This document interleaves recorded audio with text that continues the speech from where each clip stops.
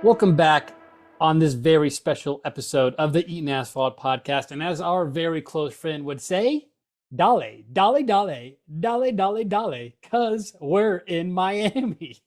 It's lights out and away we go for episode 140 of the Eating Asphalt podcast.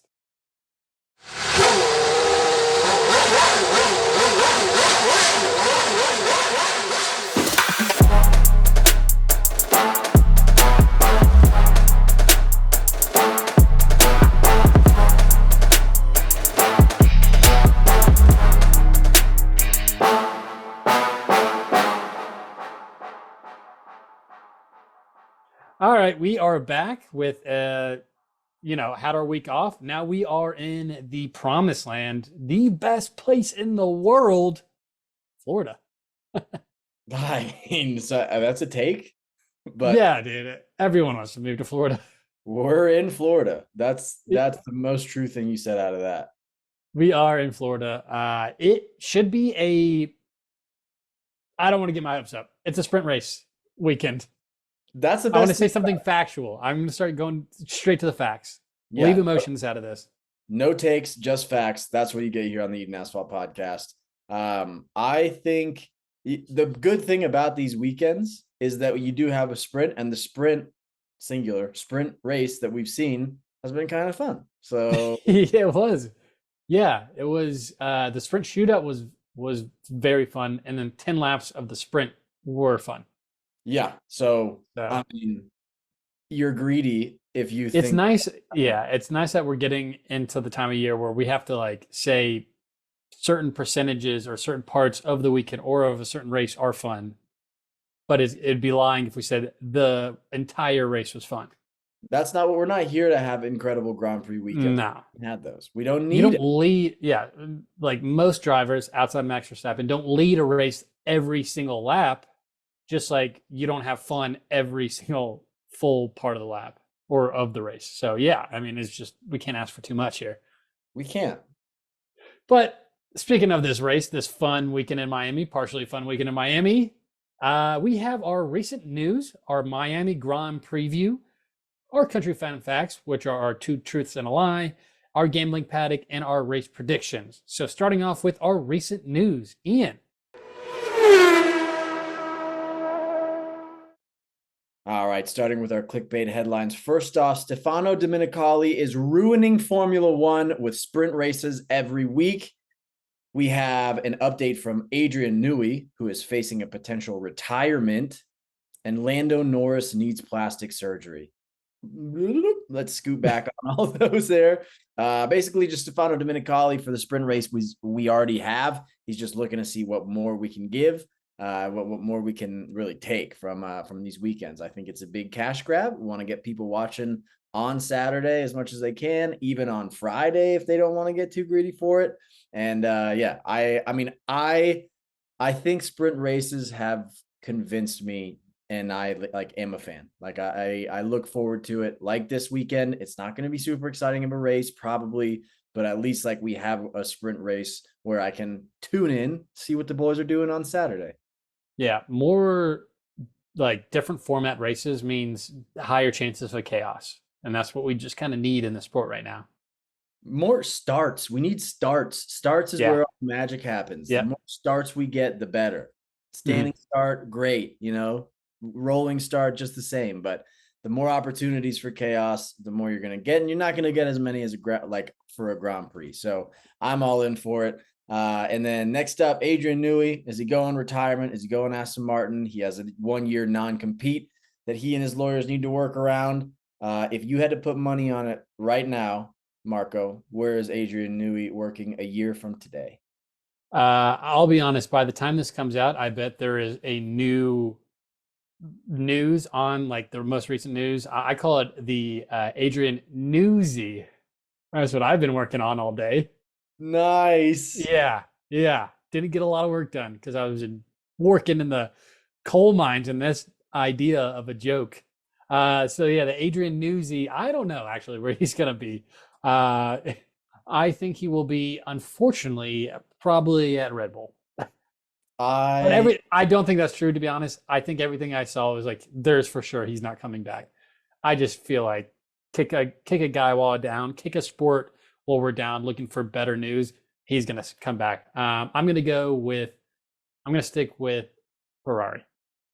I think Ferrari is the most exciting prospect because if Ferrari gets Lewis Hamilton and they get Adrian Newey and they have all this good momentum and then they don't like imagine they have one of their like years like 2 or 3 years ago where they were like kind of like bottom of the grid in their car, then it's cursed. Then you have like a 100-year curse on you. You're not going to win until 2107.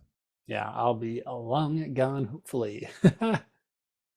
And then finally, Lando Norris, rumored plastic surgery. He got beat up. And what was it? The King's Parade or something like that? Yeah, it's King's Day. King's Day. What's King's Day? I did look this up earlier, and I forgot because I think I was working on that Newey thing. It is like it's their big day in Amsterdam. But yeah, he was bandaged up pretty bad. It did look pretty serious. I thought it was Photoshopped, but I guess not. So I don't know how that's. I mean, do you think they modify his helmet at all? Just like leave it open. Yeah, he has like the part of it is a visor is just like an eye patch. Yeah, exactly. Yeah. Just to show that he's hurt. I love it. Yeah. All right. Well, there's our headlines. Obviously, a pretty slow couple of days and week in Formula One. Let's move on to our Grand Preview done by Marco. Meow. All right, the Miami Grand Prix, racing in Miami Gardens, home of the Hard Rock Stadium, where the famous Miami Dolphins play. This track is 57 laps, 19 turns, involving 3 straights that have 3 DRS detection zones around about a 3.3 mile track. So interesting about the third DRS zone, it will be starting up right after a speed trap, and then it'll actually have like 2 decently sized turns followed by another speed trap. So it's kind of like a speed trap sandwich and a couple turns. So not your typical like DRS zone that you would think. So that'll be like, it's an interesting aspect, I would say. This is going to be our 3rd year in Miami. Max is also going to go for his 3rd win. So this will be the first driver ever to do 3 wins in the first 3 races of a new track. Last year, Max only beat Sergio Perez by 5 seconds. So, like, could be pretty close. It could. Unfortunately, Fernando Alonso followed by 26 seconds. So, yeah, it's going to be maybe what we've been seeing, what we saw in China. The 2 Red Bulls kind of doing their own thing, and then the rest of the track just kind of doing their best. I don't know if you remember, not to interrupt you, Marco, but Lando Norris P2 in China. So don't know what you're talking about there. That is correct. That is correct. Moving on. This is a street track area. So like we said, in the Hard Rock Stadium, very like Florida, the most flat state in America, was going to be one of my 2 truths and a lie. It's a truth. But with this track, actually, it has a ton of elevation changes, one about around turns 13 through 16. The track kind of heads over an exit ramp with various flyovers across some uneven ground. Turns 14 and 15 has like an uphill approach, crest in the middle, and then kind of dips down to an exit. This is like a chicane. A lot of drivers really struggled with this chicane first year. I think that has switched it up quite a bit because of the amount of driver struggles. Still not like the easiest kind of chicane because of this elevation, while also kind of weaving to the side and then dropping back down. So just like a very interesting track in that respect. I always liked seeing tracks go over cars, so that, you know, we're going to get that a couple nice shots over there, kind of lose track of some cars as they go under some overpasses. But the track in general reaches up to some pretty high speeds, relatively manageable turns. I think there's only like, I think it's turn 17 that has like a very sharp turn after coming in like pretty hot. So like not a lot of acute angles where the cars are coming in very hot and then like really messing up tire degradation. So positive news on that one. Where we're going to see the most passing is going to be turns 1, 11, and 17.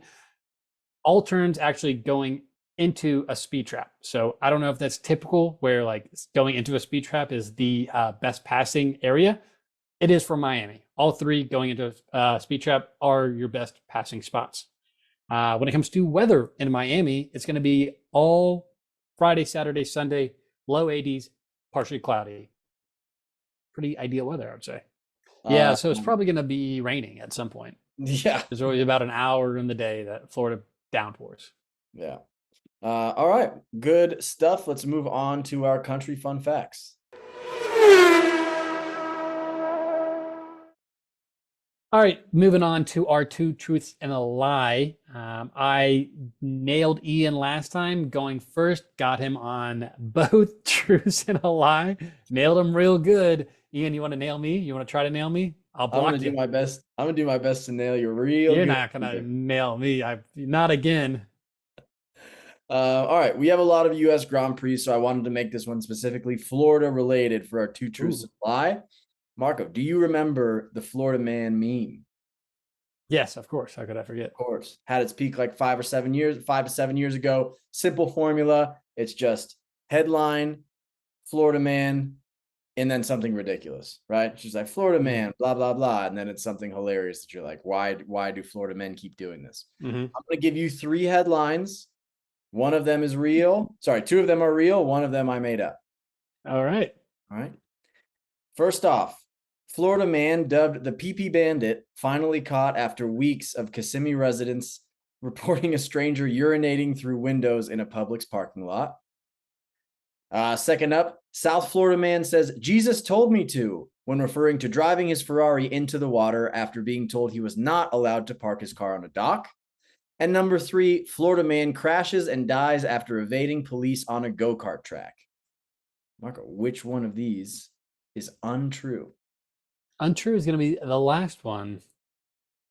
That one is true. So there was a sports chase on a go-kart track, which I wish there were videos of, because like, couldn't you just wait at the certain part? Yeah, dude, he's stuck in there probably, I would assume.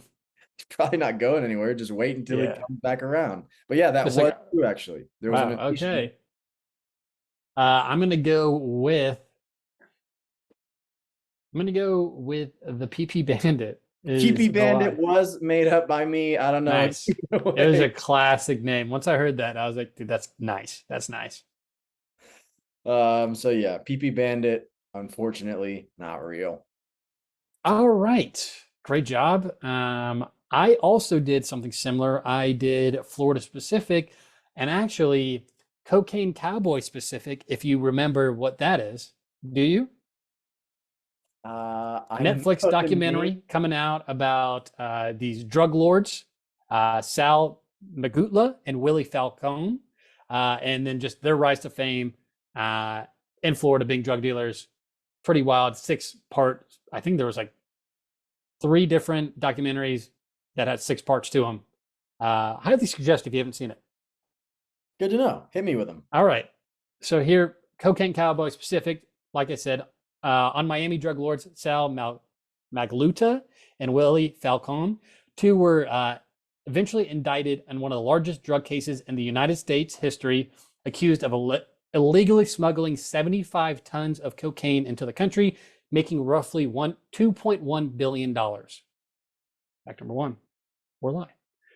All right, number 2. After 4 years from their arrest, they stood on trial in 1996 and were acquitted despite hundreds of pieces of evidence against them. This may be due to the fact that at least 3 prosecution witnesses were killed and 2 others were severely wounded. And on top of that, in 1999, they found out that the jury foreman and 2 other members of the jury had taken bribes. Number 2. And our last one, Willie took a plea deal and was sentenced to just 20 years behind bars. Sal did not plead guilty and stood trial and was convicted of money laundering and bribery, but he was acquitted of the murdering of witnesses from the original 1991 trial, and due to that, only received 9 years in prison. 3. Okay, I feel like this would have been a lot easier if I watched the documentary. Yeah, that would have given you probably the answers. Probably would have given me a bit of an edge on this. Yes. Game. I'm going to say number 2, my lord. Number 2, correct, is the truth. Oh, They it's the truth. did. They did kill 3 witnesses and injured 2, and they also bribed the jury foreman and 2 other members of the jury. And they were acquitted after hundreds of pieces of evidence against them. So all that is true. All that is true. So I didn't find the lie. No. So I'm not excited then. Number 1. Number 1, also true. 2 were eventually indicted on one of the largest drug cases in the U.S. history, accused of illegally smuggling 75 tons of cocaine, making $2.1 billion. Then, so number 3 is the lie. What part of you? This is what you do. Sometimes you just make a tiny little tweak. So what's this isn't a all right. So I said Sal did not plead guilty to trial and was convicted of money laundering and bribery. He was acquitted of the murdering of witnesses from the original trial and only received 9 years in prison. The only received 9 years in prison is incorrect. The true sentence, the judge sentenced him to a life sentence of 205 years, which was reduced in 2006 to 195 years. Got it. So just kind of a small, just a small tweak, I guess, of 200 years difference. Also, that's really nice of the judge to be like, hey, after 6 years, be like, hey, we're going to drop that from 205 to 195. I'm really glad that that's what a court is spending their time on instead of. Yeah, they're like 10 more years. Yeah. But going back on Willie, who did take the plea deal, he got out in 2017, immediately got deported because he's not a U.S. citizen. And then he's somewhere in the Dominican Republic, people are guessing. So 2 very different paths. Is that why you wanted to take a trip there so bad? I've fancied my way in the DR before, I would say. All right, good stuff. Let's go from our country fun facts, or 2 truths and a lie, down to our gambling paddock. But before we do that, this part of the podcast is brought to you by Miami Marco's Brazilian butt lifts. Do you need a lift? Are you consistently at the back of the pack in terms of performance? Is your job constantly being talked about getting lost? Does your last name rhyme with Schmargent? The Miami GP is the ultimate time to fix a saggy performance and bring it up to snuff. Don't let your hometown race become a hometown disgrace. Come on down to Miami Marco's BBL Factory and get a much needed butt lift. Miami Marco's BBL Factory, where we give you the lift you need.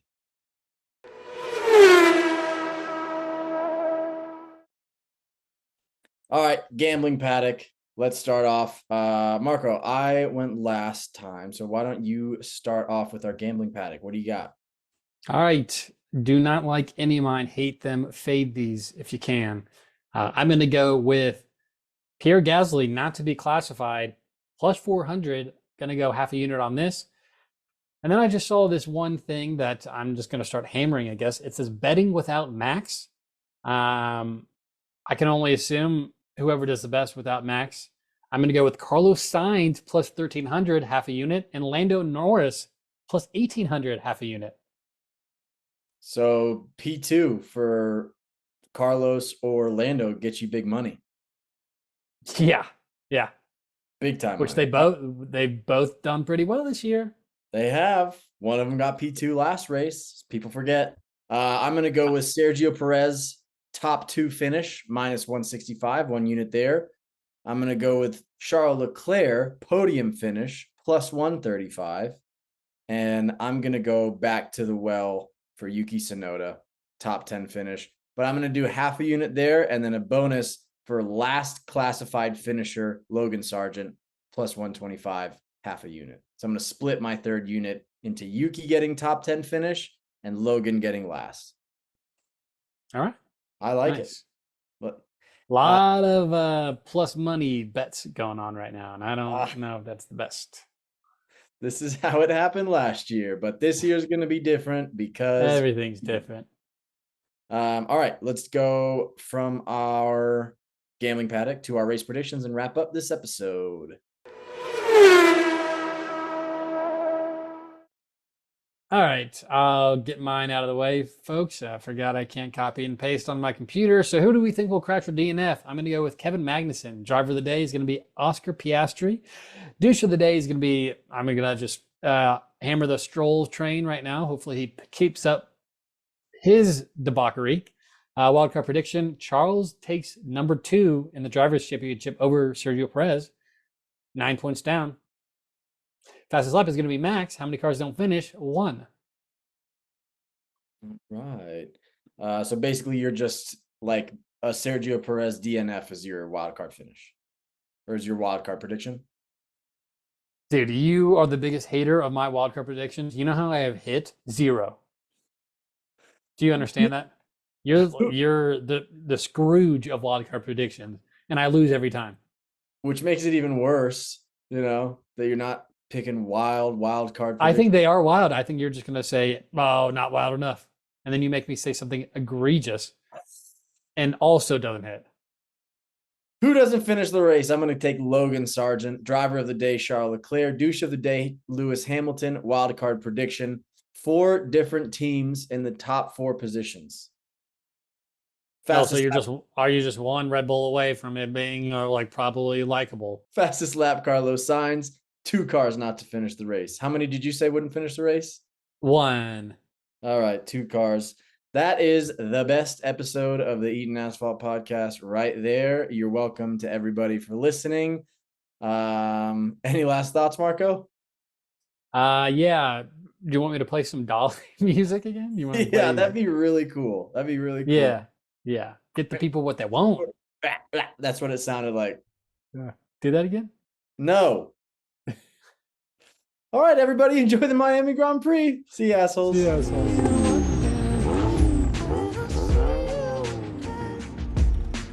Hey, thought you could leave without saying goodbye.